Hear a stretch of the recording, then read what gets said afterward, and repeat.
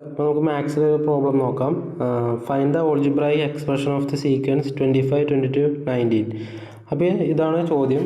അപ്പോൾ algebraic expression of the sequence. അപ്പോൾ ഇവിടെ നമ്മൾ കണ്ടെത്തേണ്ടത് ഇതൊരു അർത്ഥമാറ്റിക് സീക്വൻസ് ആണ്.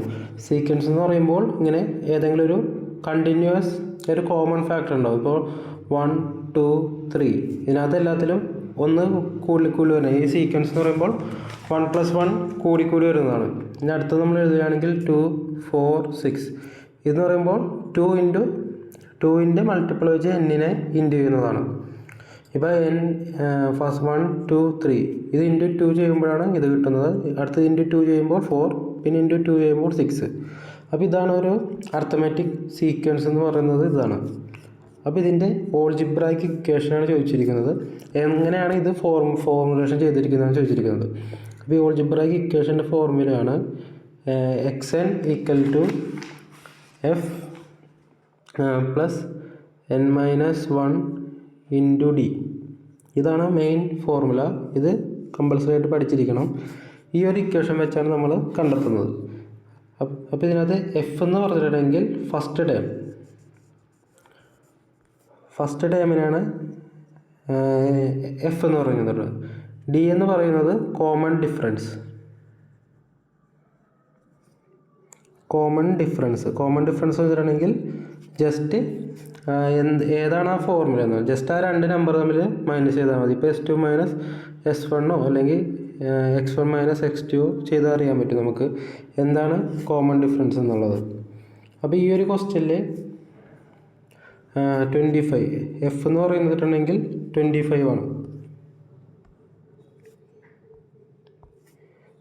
എഫ് എന്ന് പറഞ്ഞിട്ടുണ്ടെങ്കിൽ 25 ആണ്. F = 25. ഡി എന്ന് പറയുന്നത്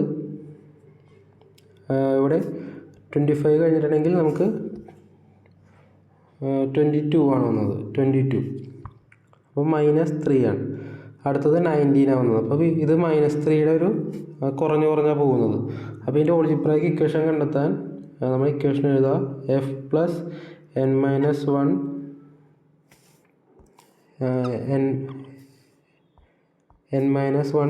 d. n-1 × d. അപ്പോൾ നമുക്കറിയാം എഫ് എന്ന് പറഞ്ഞിട്ടുണ്ടെങ്കിൽ 25 ആണ്. 25 + n-1 × d എന്ന് പറഞ്ഞെങ്കിൽ -3.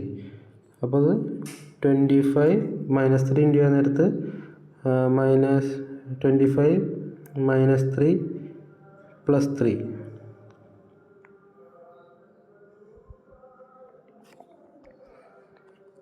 അപ്പോൾ ഇത് ഇനി 3n വരും. 3 × n ആണ്. അപ്പോൾ 3n. അപ്പോൾ ഇത് സോൾവ് ചെയ്യാൻ നേരത്ത് 28 -